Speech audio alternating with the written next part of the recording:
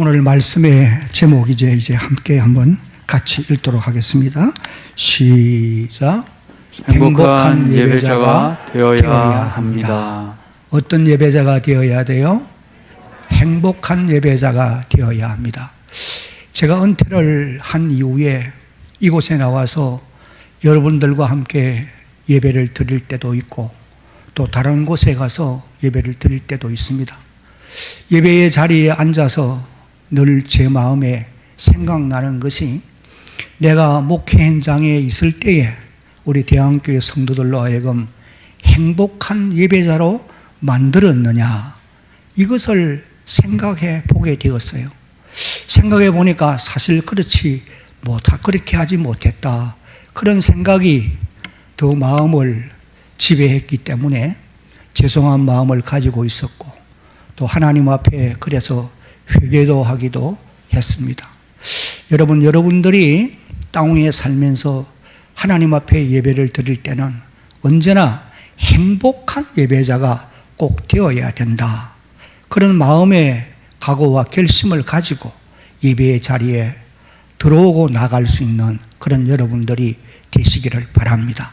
행복한 예배자라고 하는 말은 예배를 드리면서 하나님의 은혜가 감사하고 감격하고 만족해서 흐뭇해하는 거예요.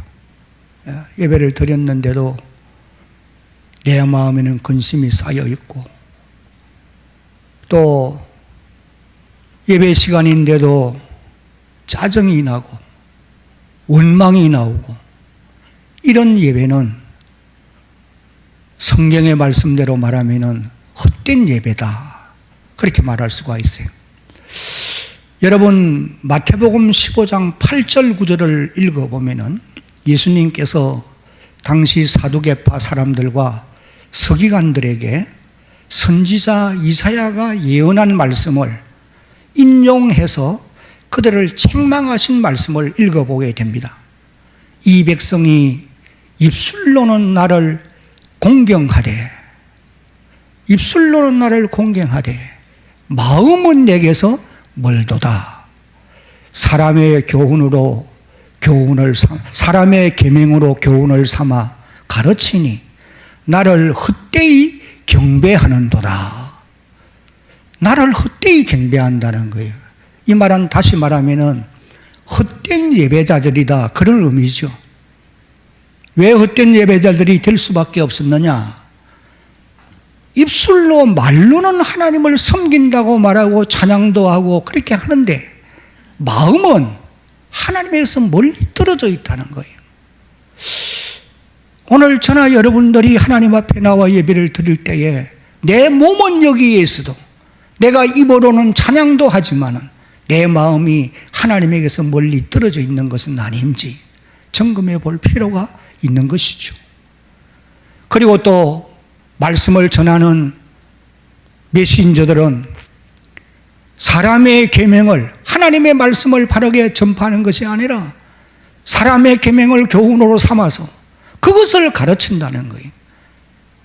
여러분, 사람의 계명이라는 말은 장로들의 유전과 전통, 그 당시로 말하면 장로들의 유전과 전통을 말하는 거예요.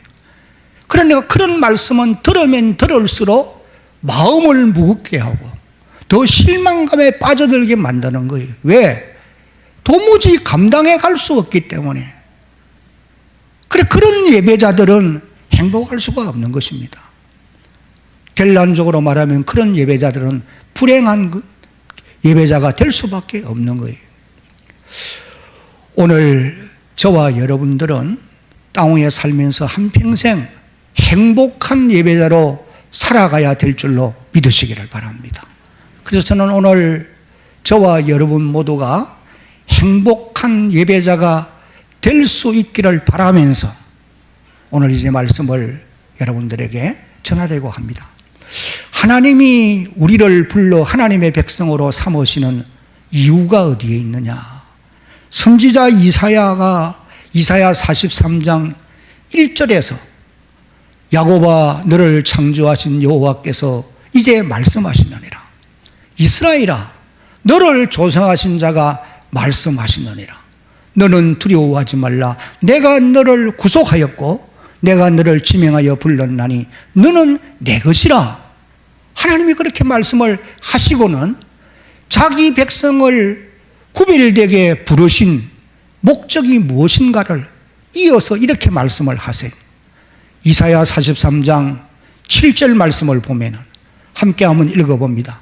내 이름으로 불려지는 모든 자 곧 내가 내 영광을 위하여 창조한 자를 오게 하라.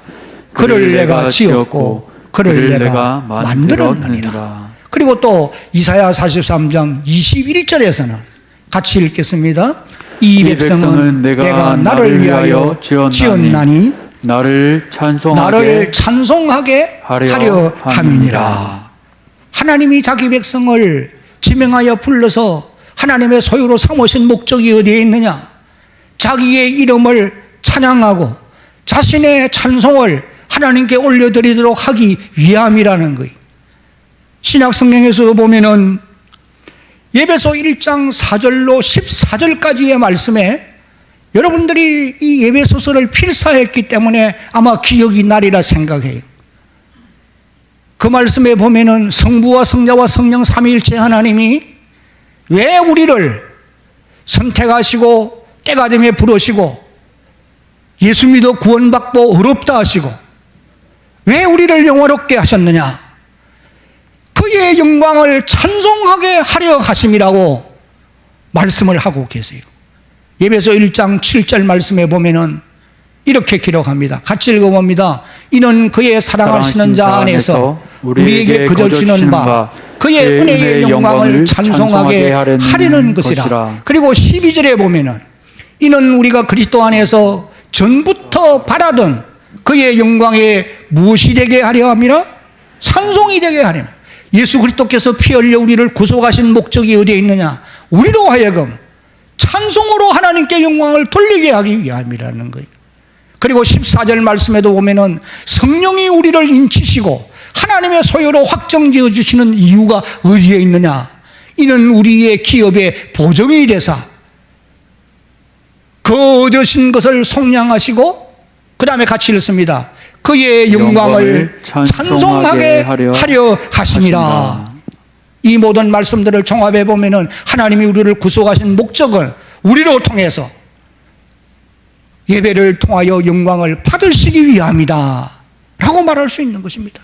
그러므로 구원받은 우리 성도들은 예배자로 한평생을 살되 참으로 예배를 힘써 드리려고 노력해가는 여러분 우리가 되어야 된다는 거예요. 하나님께서 그렇게 할 것을 명령을 하고 있어요.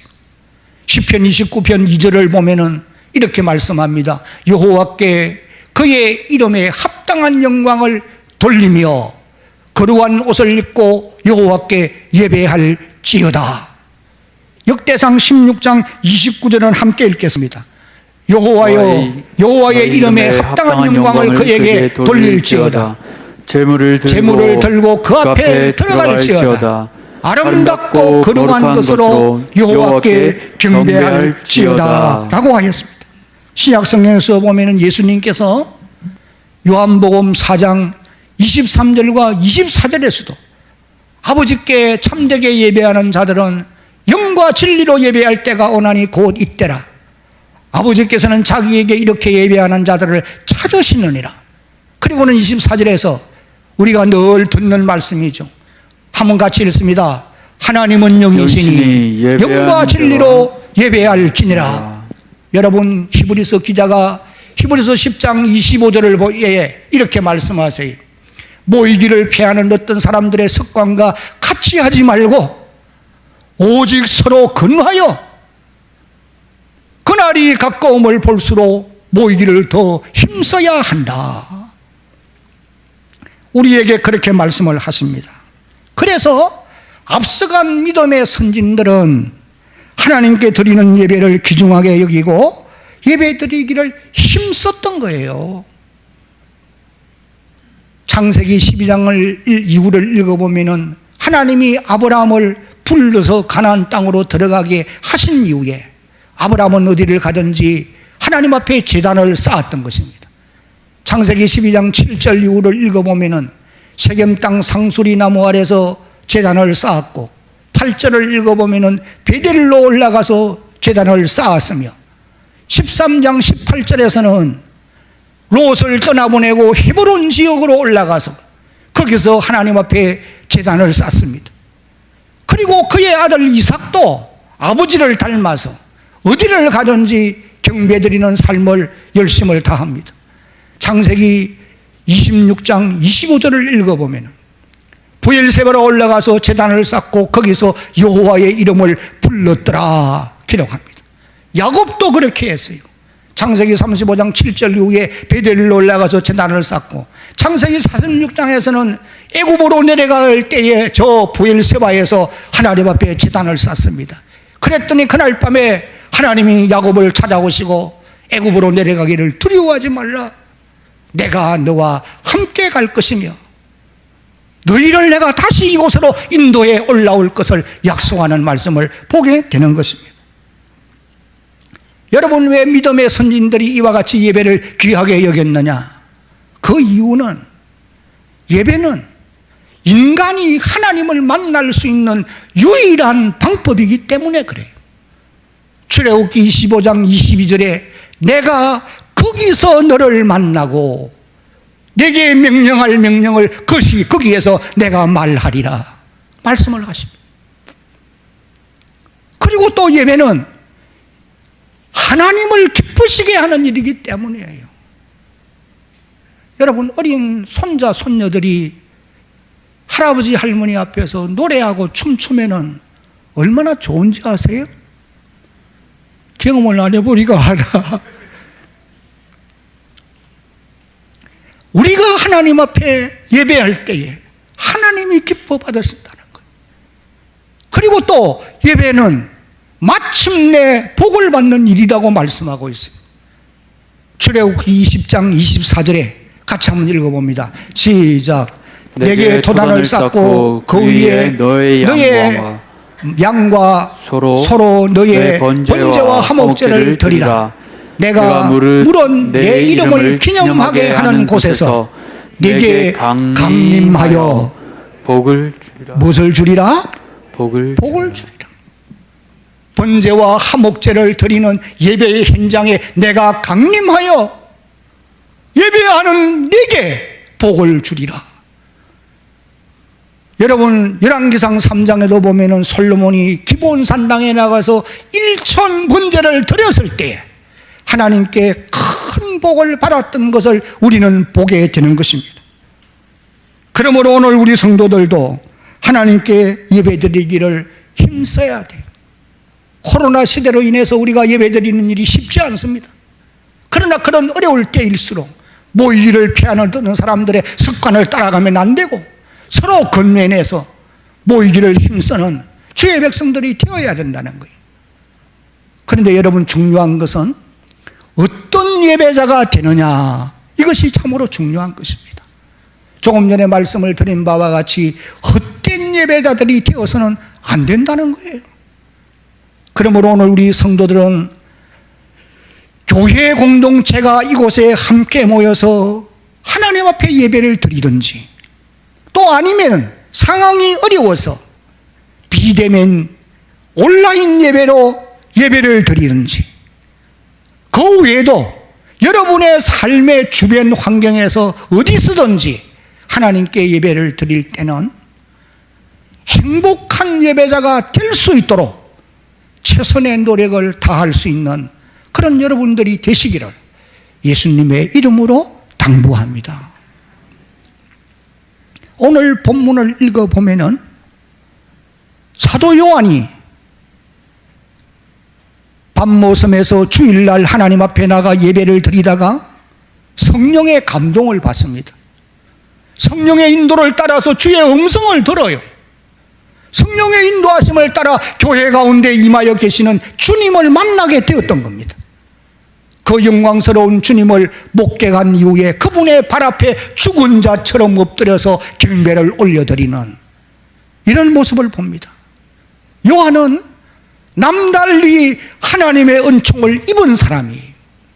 예배를 드리면서 하나님께 너무나 큰 은혜를 입었단 말이죠. 다시 말하면은 요한은 행복한 예배자가 될 수가 있었던 것입니다. 그러면 여러분, 오늘 저와 여러분들은 어떻게 하면은 행복한 예배자가 될 수가 있겠느냐? 저는 오늘 이 사도 요한이 행복한 예배자가 되었던 모습을 보면서 몇 가지 이제 말씀을 드리려고 합니다.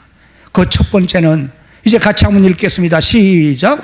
환경을 초월해서 예배의 자리에 나아가야 합니다.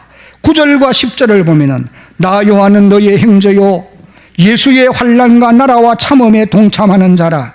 하나님의 말씀과 예수를 증언하였으므로 말미암아 밤모라 하는 섬에 있었더니 주의 날에, 그렇게 기록합니다. 이 말씀은 정확하게 말하면은 주후 95년경 로마의 제10대 도미시안 황제 통치 말년이라고 보시면은 아마 틀림이 없을 것입니다. 사도 요한은 본래 소아시아 지역에 있는 예배소 교회를 담임했던 목회자였습니다.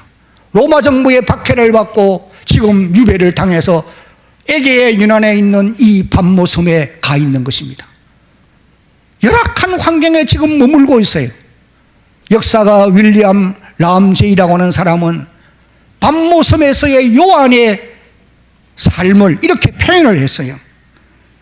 그는 채석장에서 중노동을 했고 때로는 채찍에 맞으며 사슬에 묶이고 옷이라고는 겨우 몸을 감싸는 정도의 것이며 음식은 보잘것없고 부족했으며 깔개도 없이 땅바닥에서 자야 했고 감방에 갇혀서 지냈으며 감시병에 감독하게 괴로운 나라를 보냈다. 그렇게 기록을 합니다. 사도 요한은 이런 열악한 환경에서 주의 날에 하나님 앞에 예배를 드렸다는 거예요. 여러분, 여기서 말하는 주의 날은 오늘날 우리가 지키는 주일을 말하는 것입니다. 초대교회 성도들은 안식일 대신에 주의 날에 하나님께 나가 예배를 드렸어요. 그랬기에 사도 요한도 주의 날에 하나님 앞에 나가 예배를 드리고 있는 것입니다. 그러므로 오늘 우리 성도들도 주의 날에는, 주일 날에는 상황이 어떤 상황이 온다 하더라도 하나님 앞에 나가 예배 드리기를 힘써야 될 줄로 믿으시기 바랍니다. 이것이 구원받은 하나님의 백성들의 의무요 책임이라는 거예요. 여러분 한번 생각해 보십시오. 오늘 저와 여러분들이 당면한 현실과 사도 요한이 처해 있던 환경을 비교해 본다고 한다면 좋게 비교할 수 없을 것입니다. 다시 말하면 오늘 우리가 당면에 있는 현실이 훨씬 더 예배의 자리에 나갈 수 있는 좋은 환경이라 그 말씀입니다. 그러므로 우리 성도들은 하나님 앞에 나가 예배드리기를 힘써야 합니다. 이것이 가장 기본이요 먼저 해야 될 일이에요. 그 다음에 두 번째로 행복한 예배자가 되려고 하면은 같이 읽습니다. 시작. 성령의 감동을 받아야 하는 것입니다. 10절 말씀을 보면은 주의 날에 내가 성령의 감동되어, 그렇게 기록합니다. 여기 성령의 감동되어라는 말은 성령 안에 있었다, 그런 이제 의미지요. 요한이 어떻게 하다가 성령의 감동을 받았을까? 성경은 기록하지 않아요. 그러나 우리가 짐작하건대 사도 요한도 하나님의 앞에 예배 자리에 나가서 찬송하고 기도하고 하나님의 말씀을 묵상하다가 성령이 그에게 임하셨고 그가 성령의 감동이 되어진 것으로 우리는 짐작할 수 있습니다. 이런 현상이 행복한 예배자의 모습이라고 보시면 틀림이 없어요. 요한복음 4장 23절로 24절을 보면은 조금 전에 말씀을 드린 바와 같이 예수님께서 사마리아 성에 내려가서 사마리아 여인과 대화를 나누면서 참된 예배자, 행복한 예배자가 어떤 예배자냐? 예수님은 우리에게 이렇게 말씀합니다. 하나님은 여기시니 예배하는 자가 무엇과 무엇으로 예배할지니라? 영과 진리로 예배하라는 거예요. 그러면 여러분, 영으로 예배해야 된다는 말이거든요. 영으로 예배한다는 말이 무슨 말일까? 결코 쉬운 말은 아닌 것 같아요. 영으로 예배한다는 말은 한마디로 말하면은 성령의 인도를 받아서 드리는 예배를 말하는 것이에요. 성령의 인도를 받아 드리는 예배는 어떤 예배냐? 예배자가 마음에 주님을 사모하는 마음, 성령을 사모하는 마음, 이런 마음을 가지고 함께 찬송하고 함께 기도하고 하나님의 말씀을 경청할 때에 성령은 임하시게 되어 있어요. 그리고 감동을 주게 되어 있는 것입니다. 믿어지게도 하시고 세상 근심을 내려놓고 주의 위로를 받게도 하시고 우리가 안고 있는 고민의 문제도 해결해 주시는 이런 감격을 경험할 수 있어요. 그래서 그런 감격으로 하나님께 올려드리는 예배가 영으로 예배하는 예배다. 저는 그렇게 해석을 하고 싶습니다. 그러면 우리가 어떻게 하면 성령의 감동을 받을 수가 있느냐? 여러분들이 사도행전을 읽어보면 해답을 찾을 수 있어요. 사도행전의 기록을 보면 예배하는 자들이 주님을 사모하는 마음으로 기도하고 찬송하고 하나님의 말씀을 경청할 때에 성령이 그들에게 임하셨던 사건들을 여러 곳에서 기록합니다. 여러분 사도행전 4장 31절을 보면 빌기를 다음에 모인 곳이 진동하더니 무리가 다 성령의 충만함을 받고 담대히 하나님의 말씀을 전하니라. 그리고 또 사도행전 10장 44절을 보면 베드로가 이 말을 할 때에 성령이 말씀 듣는 모든 사람들에게 내려오시니 고넬료의 집에서 베드로를 기다리다가 사도 베드로가 와서 그리스도 예수에 대해 전파할 때에 말씀을 사모하며 경청하고 있는 모든 사람들에게 성령이 그들에게 내려오시는 것을 경험하게 되었다는 거예요. 그리고 또 여러분 사도행전 16장 25절 26절을 읽어보세요. 바울과 실라가 빌립보 감옥에서 밤중에 찬송하고 기도하고 찬송했습니다. 놀라운 하나님의 기적이 일어나기 시작했어요. 옥토가 흔들리고 옥문이 열리고 사슬이 풀어집니다. 성령의 충만이 임하는 거예요. 예수님께서도 마태복음 7장 11절과 누가복음 12장 13절 말씀을 보면은 한번 따라합시다. 구하는 자에게 성령을 주시지 않겠느냐. 이와 같이 주님을 사모하는 마음으로 성령을 사모하는 마음으로 주님의 약속을 붙들고 예수님께서 하늘로 올라가시기 전에 제자들에게 당부한 말씀이 무엇입니까? 예루살렘을 떠나지 말고 아버지가 너희에게 약속한 것을 기다리라. 성령을 기다리라는 말씀이거든요. 그 말씀을 붙들고 사도들이 예루살렘 마가의 다락방에 들어가서 오로지 기도에 힘쓸 때에 그들에게 성령이 임하시는 거예요. 그러므로 오늘 우리 성도들도 하나님 앞에 예배를 드리면서 성령을 사모하는 마음으로 찬송하고 또 기도하고 그리고 하나님의 말씀에 귀를 기울일 때에 살아계신 성령님은 여러분에게 반드시 임재하게 되실 줄로 믿으시기 바랍니다. 이런 경험은 누구든지 할 수 있는 거예요. 저는 학창시절에 산기도를 많이 따라다녀 보았어요. 저를 지도해 준 우리 담임 목사님이 산기도를 많이 가셨어요. 그래서 따라가서 금정산 그 중턱에 올라가면 기도하기 좋은 바위들이 많아요. 거기서 이제 혼자서 앉아서 기도하는데 춥기도 하고 무섭기도 하고 그래서 꼬레꼬레 소리만 지릅니다. 그러면서 또 불과 같은 성령이여 이곳에 강림하소서 이런 찬송을 또 열심히 또 불러요. 그러다가 보면은 성령이 진짜 불같이 임하는 것을 경험도 해볼 수 있어요. 그러면은 두려움도 사라지고 세상 근심이 다 따라가는 거예요. 여러분, 우리 교회가 교회적으로도 이 건물 말고 두 번째 건물을 지을 때에 철야 기도할 공간이 없어요. 밤에 기도만 하면은 주변 사람들이 돌을 던지고 야단이. 그래서 금정산에 올라가서 기도한 적이 있어요. 아마 이 가운데는 거기에 참여한 분들이 많이 계실 거예요. 그럴 때에 성령께서 우리에게 임하시고 역사해 가신 것을 우리는 경험해 볼 수가 있었던 것입니다. 오늘 이 시간도 예배드리는 여러분들에게 성령께서 감동해 주실 줄로 여러분 믿으시기를 바랍니다. 그리고 또 사도 요한은 성령의 감동이 되어서 주님의 음성을 듣게 되어졌던 거예요. 여기 10절 하반절부터 11절을 보면은 내 뒤에서 나는 나팔소리 같은 큰 음성을 들으니, 나팔소리 같은 음성은 바로 주님의 음성을 비유적으로 표현한 말씀으로 보시면 돼요. 뭐라고 말씀하셨느냐? 네가 보는 것을 두루마리에 써서 에베소, 스무나, 버가모, 두아디라, 사대, 필라델비아, 라오디게아 교회에 보내라.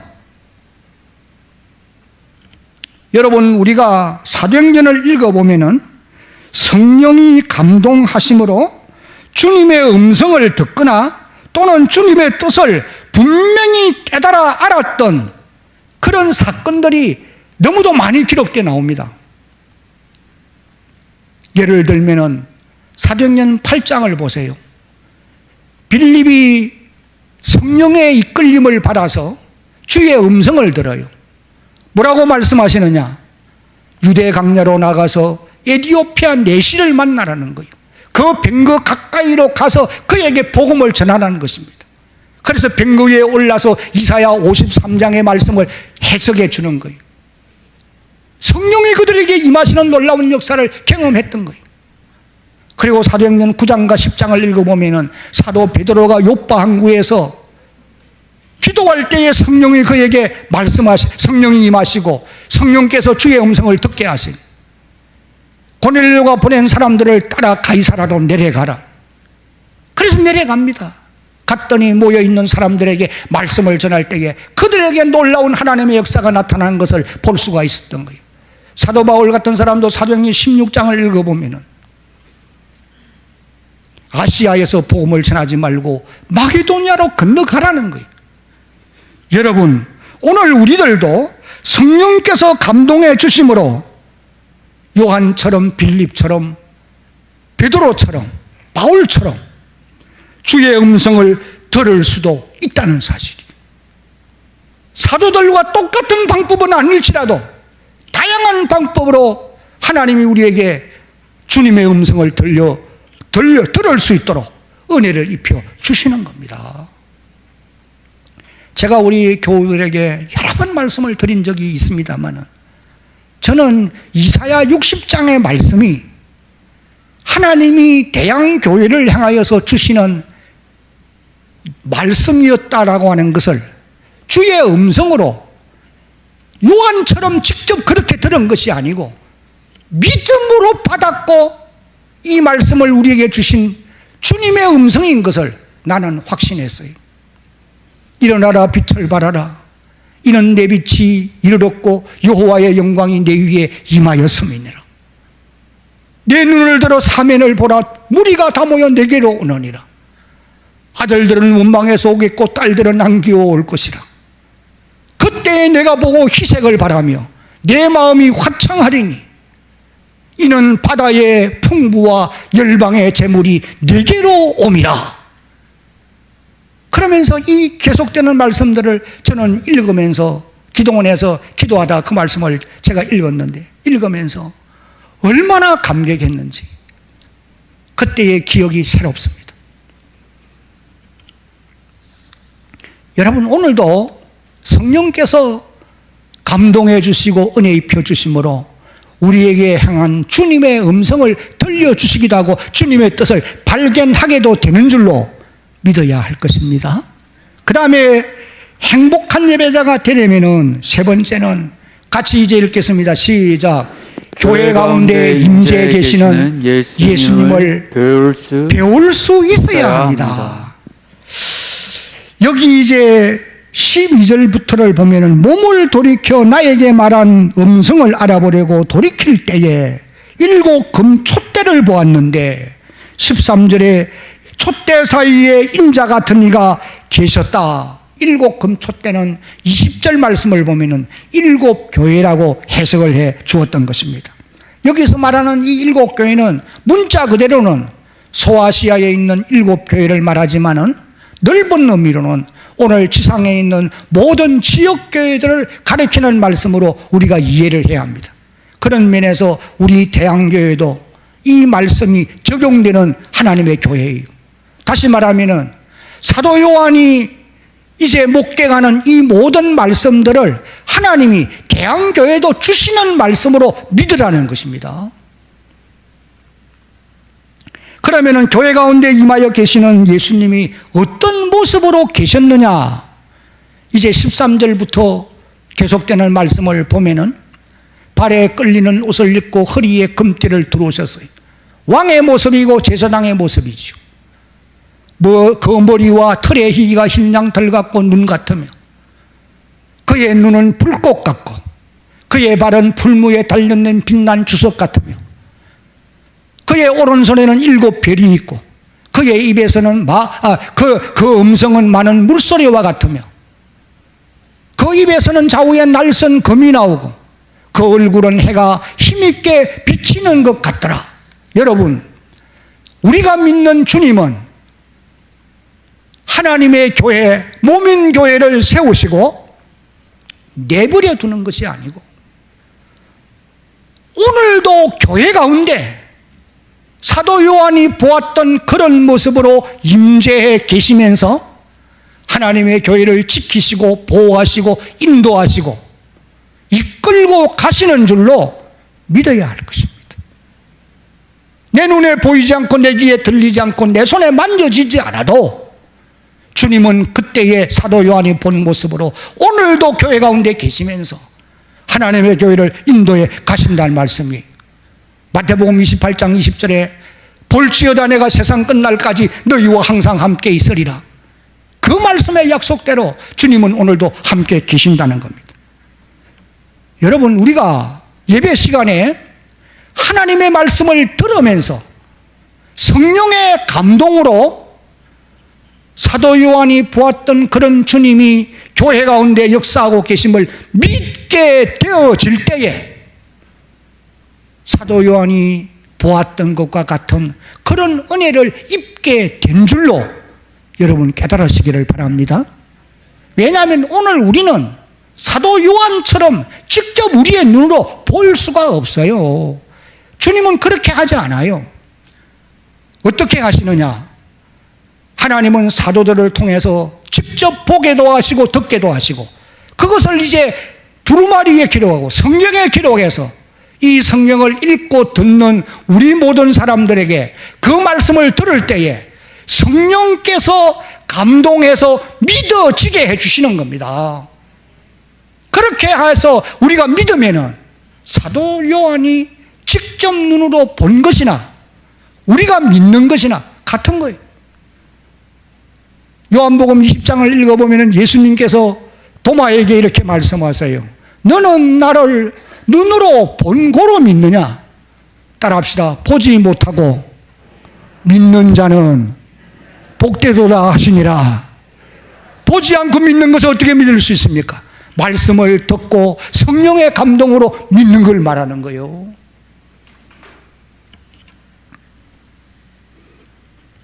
이제 마지막으로 행복한 예배자는 같이 한번 읽습니다. 시작. 겸손한 자세로 주님을 경배하게 되는 것입니다.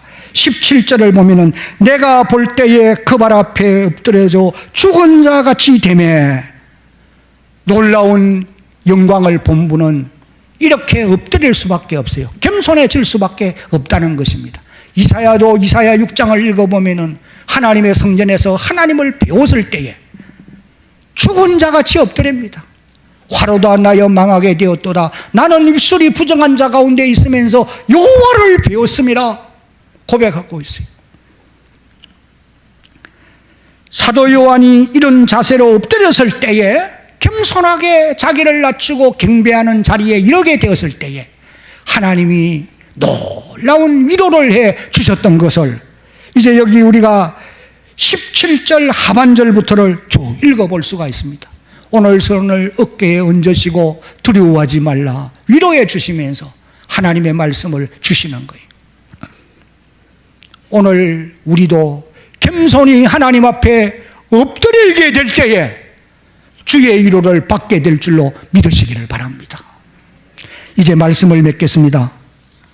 우리는 행복한 예배자가 되어야 합니다.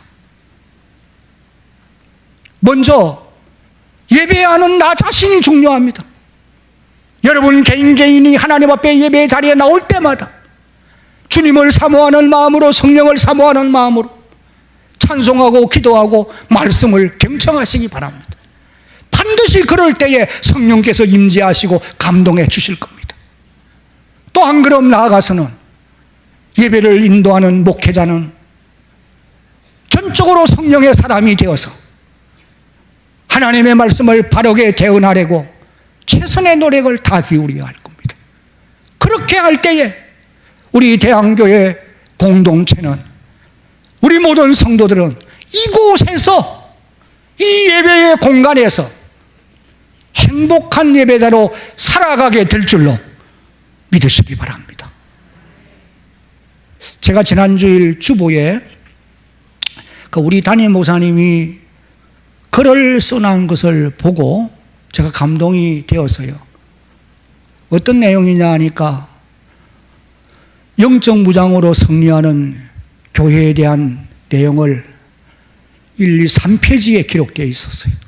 그 마지막 부분에 보면은 자신은 대한 가족들이 행복해질 수 있도록 하기 위해서 복음의 본질에 집중하겠습니다.